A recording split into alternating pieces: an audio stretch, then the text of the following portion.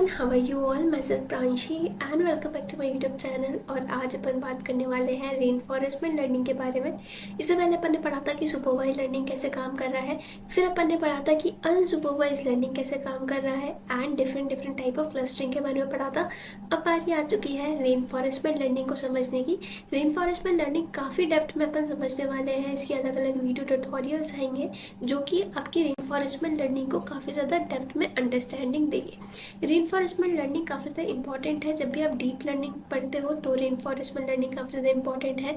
Machine learning के अंदर important है। डेटा साइंटिस्ट के अंदर काफ़ी इंपॉर्टेंट टॉपिक है। अगर आप रिसर्च के अंदर भी जा रहे हो तो भी आपको रेनफॉरेस्टमेंट लर्निंग काफ़ी डेप्थ में पढ़नी पड़ेगी। तो चलो चालू करते हैं। रेनफॉरेस्टमेंट लर्निंग कैसा है इसको एक एग्जाम्पल के थ्रू समझते हैं। आपने अपने बहन या भाई को सुपर मारियो खेलने बिठाया, ठीक है, या कोई भी स्पोर्ट्स खेलने बिठाया, तो आपने सिर्फ उसके ऊपर एक वीडियो टूल दे दिया कि ठीक है तुम्हें अब खेलना है। तो वो कैसे खेलेगा? वो खेलेगा बाय इंट्रैक्शन।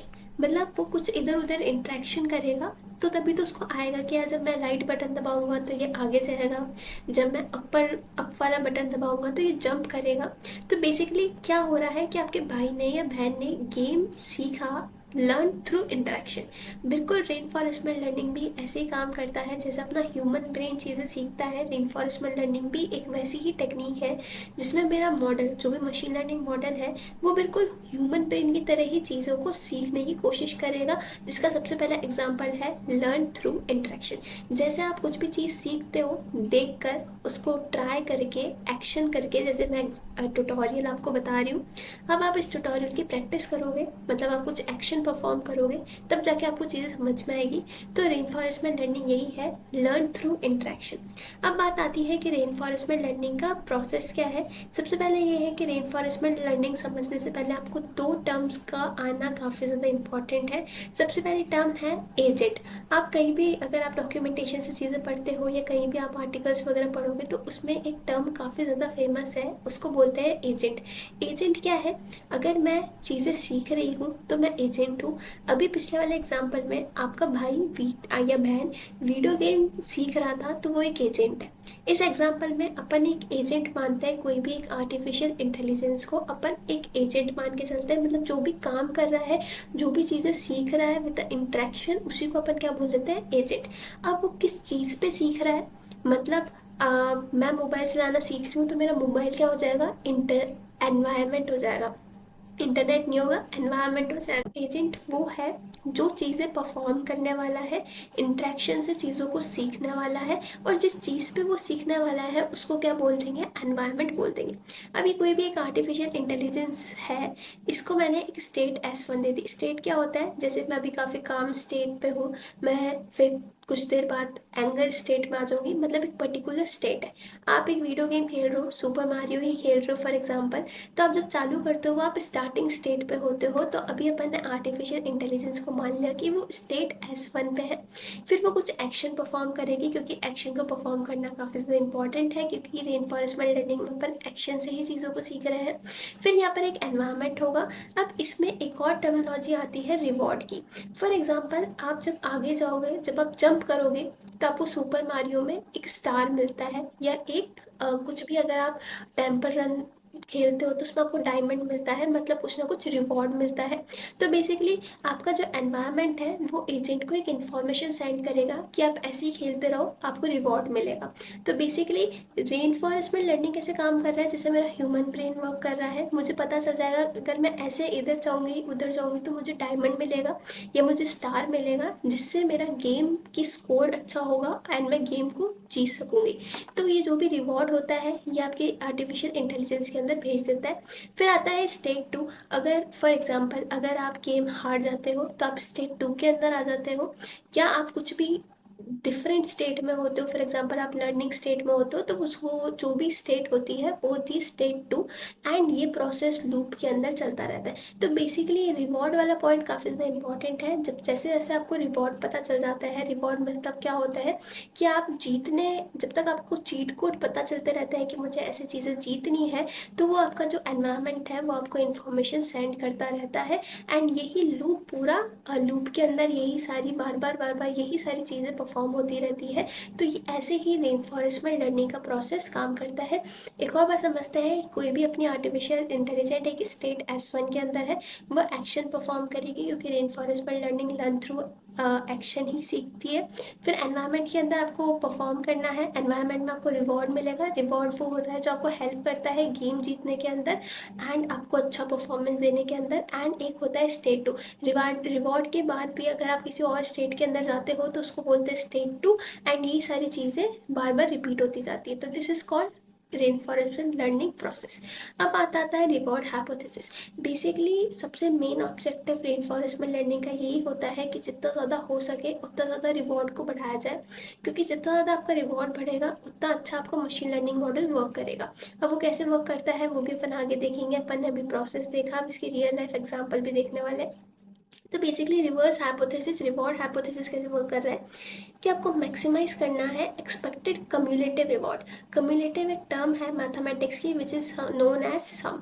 मतलब आपको एक ही चीज़ को, फॉर एग्जांपल आप एक स्पोर्ट्स खेल रहे हैं, उसमें आपका डे 1 आपने क्या परफॉर्म करा, डे 2 आपने क्या परफॉर्म करा, डे 3 आपने क्या परफॉर्म करा, फिर इन सबको ऐड करना ही कम्युलेटिव है। ठीक है। तो इसमें एक प्रॉपर्टी आती है मार्कोव प्रॉपर्टी, काफ़ी इंपॉर्टेंट प्रॉपर्टी है। मार्कोव प्रॉपर्टी ये बोलती है कि आपको पास्ट के ऊपर ध्यान ही नहीं देना, सिर्फ प्रेजेंट स्टेट पे काम करना है कि मैं प्रेजेंटली कैसा परफॉर्म कर रहा हूँ गेम के अंदर या कर रही हूँ गेम के अंदर।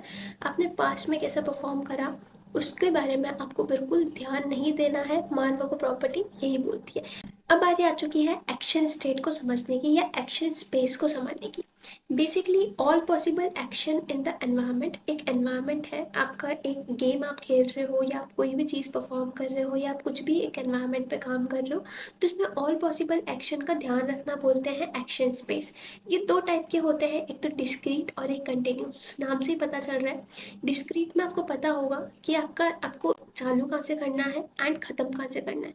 मतलब आपको टर्मिनल्स की नॉलेज होगी। वीडियो गेम ही मान लो, आप कोई भी गेम खेलते हो या कोई भी रेसिंग कार खेलते हो, रेसिंग गेम खेलते हो, तो आपको पता होता है कि आपको स्टार्ट कैसे करना है एंड विन कैसे करना है, मतलब जीतना कैसे है या इस गेम को कंप्लीट कैसे करना है।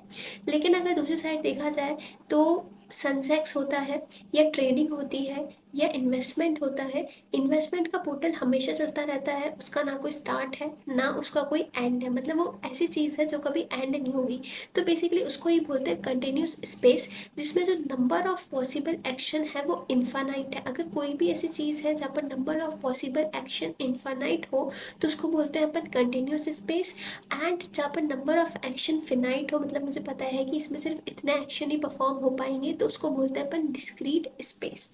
नाउ बात आती है रिवॉर्ड एंड डिस्काउंटिंग की। बेसिकली रेनफॉरेस्टमेंट लर्निंग में अपन को काम करना होता है कि जो मेरा रिवॉर्ड है उसको मैं मैक्सिमाइज करूं। अब मैक्सिमाइज करने के लिए there is a mathematical formula, लेकिन मैथमेटिकल फार्मूले से पहले अपन को और कुछ चीज़ें इसकी सीखनी पड़ेगी।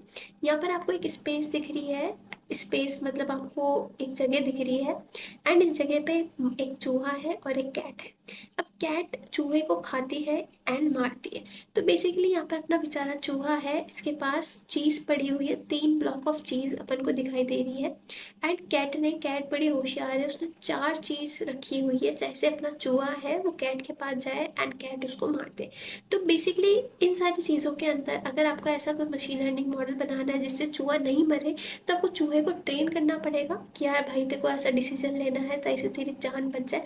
अगर आप कैट की साइड हो तो आपको ऐसा डिसीजन लेना है जैसे आप चूहे को और अट्रैक्ट कर पाओगे, वो आपके पास है और आप चूहे को मार दो। तो बेसिकली इसके लिए एक वर्ड होता है डिस्काउंट रेट। तो डिस्काउंट रेट क्या होता है उसको समझने की कोशिश करते हैं। We define a discount rate called gamma. अब इसका पूरा अपन देखने वाले हैं फॉर्मूला। तो बेसिकली गामा की वैल्यू अपन डिफाइन करते हैं। अगर आपकी गामा की वैल्यू लार्जर है, स्मॉलर द डिस्काउंट, आपका जो डिस्काउंट रेट होगा वो कम होगा। This means our agent care more about the long term reward. मतलब देखो इसमें क्या होता है, मेरा चूहा अगर लॉन्ग टर्म रिवॉर्ड के बारे में देख रहा है, मतलब इसको और 4-5 साल जीने हैं, ठीक है। तो ये क्या करेगा, ये जो अपने गामा की वैल्यू है वो क्या करेगा, गामा की वैल्यू बढ़ा देगा, एंड जो मेरी डिस्काउंट रेट की वैल्यू है वो घट जाएगी, जिसका मतलब ये है कि लॉन्ग टर्म रिवॉर्ड पे फोकस कर रहा है। लॉन्ग टर्म रिवॉर्ड मतलब इसकी लाइफ पे फोकस कर रहा है। लेकिन इसका अपोजिट होता है, अगर गामा की वैल्यू मेरी छोटी है एंड मेरा डिस्काउंट रेट ज़्यादा है, मतलब डिस्काउंट ज़्यादा है, तो इसका मतलब है कि मैं शॉर्ट टर्म, मतलब इसका है कि यार मरूंगा अगर मैं, 2 मिनट बाद मर जाऊंगा, लेकिन मुझे चीज़ तो 4 ही खानी है। तो इसका क्या मतलब है कि वो शॉर्ट टर्म रिवॉर्ड पे अगर फोकस करना है तो आपको गामा की वैल्यू कम रखनी होती है, लॉन्ग टर्म में रखना है तो गामा की वैल्यू ज़्यादा रखनी होती है। तो इसका फॉर्मूला होता है, कम्युलेटिव रिवॉर्ड को अपन डिफाइन करते हैं with the rate of discount rate. Discount rate होता है गामा, तो ये आर टी होता है, reward in a particular time instant, जिसको अपन ने डिफाइन डिफाइन करा है T plus Y R T plus two. फिर अपन वाई का स्क्वायर करते हैं, वाई की वैल्यू बढ़ाते रहते हैं। सबसे पहले आर टी मतलब एक पर्टिकुलर टाइम पे आपका रिवॉर्ड क्या आ रहा है, फिर आर टी, फिर gamma, are T plus two, फिर आर टी प्लस टी, फिर गामा की वैल्यू हो जाती है 2। बिल्कुल ऐसे ही आप गामा की वैल्यू को इंक्रीज करते जाओगे। वापस से बता रही हूँ, डिस्काउंट रेट क्या होता है, आपको आपके रेनफॉरेस्टमेंट लर्निंग के अंदर आपको long term and short term decision लेने होते हैं। अगर आपको लॉन्ग टर्म डिसीजन लेने हैं तो आपकी गामा की वैल्यू कितनी होगी, कम होगी। अगर आपको लॉन्ग टर्म डिसीजन लेना है तो आपकी गामा की वैल्यू बड़ी होगी। तो बेसिकली इसी को बोलते हैं अपन रिवॉर्ड डिस्काउंटिंग। अब आता है टाइप ऑफ टास्क। अब रेन फॉरेस्ट में लर्निंग में 2 टाइप ऑफ टास्क होते हैं, एक तो होता है एपिसोडिक और एक होता है कंटिन्यू। एपिसोडिक कौन सा टास्क होता है, जिसमें आपको पता चलता है कि इसका एक एपिसोड है, इसका स्टार्टिंग है एंड एंड है। मतलब मुझे पता है कि मेरा गेम खत्म होगा, मतलब एक एपिसोड की फॉर्म में है, तो इसी को बोलते हैं अपन एपिसोडिक टास्क। एंड कंटिन्यू की बहुत ही ज़्यादा टाइम तक ये कंटिन्यू चला जा रहा है, ये कंटिन्यू ही चलता रहेगा, उसको बोलते हैं अपन कंटिन्यूइंग। अब आता है exploration and exploitation trade off, which is very very important topic in the reinforcement learning. Explore, अब सबसे पहले अपन बात करते हैं एक्सप्लोरेशन। एक्सप्लोर का क्या मीनिंग होता है, इंग्लिश में क्या मीनिंग है एक्सप्लोर का, कि आपको चीज़ों को देखना है।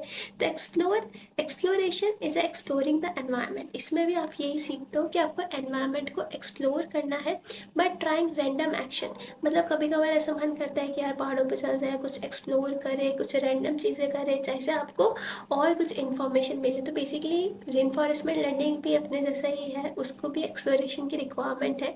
तो exploration is exploring the environment bye trying random action. मतलब जो मेरा चूहा है वो रैंडम एक्शन ट्राई करेगा एंड रैंडम एक्शन की चीज़ों से चीज़ें सीखेगा कि हाँ यार मुझे ऐसा एक्शन परफॉर्म करना है या वैसा एक्शन परफॉर्म करना है। तो उसको बोलते हैं अपन एक्सप्लोरेशन। एक्सप्लोरेशन एक्सप्लोरेशन बोलते हैं जिसमें वो और ज़्यादा इंफॉर्मेशन को फाइंड करने की कोशिश करेगा from the environment. For example आपके सामने इसका काफ़ी अच्छा एग्जाम्पल है, आपके घर में कभी भी टीवी लगता है, ठीक है, आपने कोई भी एक ओटीटी प्लेटफॉर्म का सब्सक्रिप्शन ले लिया, तो आप क्या करते हो, उसके अंदर एक्सप्लोर करने की कोशिश करते हो, जैसे आपको पता चले कि हाँ यार इसमें ओटीटी में कौन कौन सी मूवीज़ या सीरीज़ अवेलेबल है। तो उसको बोलते हैं अपन एक्सप्लोरेशन।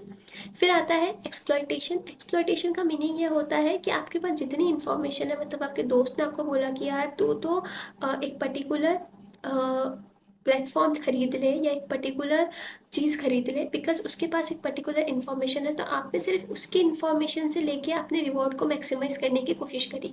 तो उसको बोलते हैं अपन exploitation. Exploitation is exploiting known information to maximise the reward. मतलब आपको जो दूसरे ने बोला या आपको आपके पास खुद की जितनी इन्फॉर्मेशन थी, आपने उसी को मैक्सिमाइज करके रिवॉर्ड लेने की कोशिश करी। अभी जो एक के पास इन्फॉर्मेशन है कि मुझे राइट जाना है, लेफ्ट जाना है, मुझे चीज़ मिलेगी, उसको ये नहीं पता कि जब वो आगे जाएगा तो उसको और चीज़ मिलने की भी आसार है, मतलब प्रिडिक्शन है, वो ले सकता है, उसको ये नहीं पता। तो बेसिकली इसी को बोलते हैं अपन exploitation.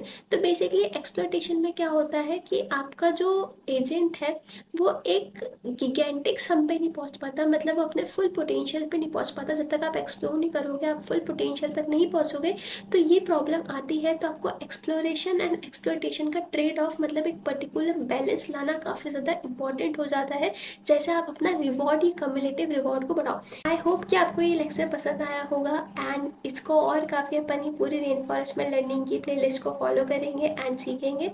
Till now keep learning, keep building. Thank you.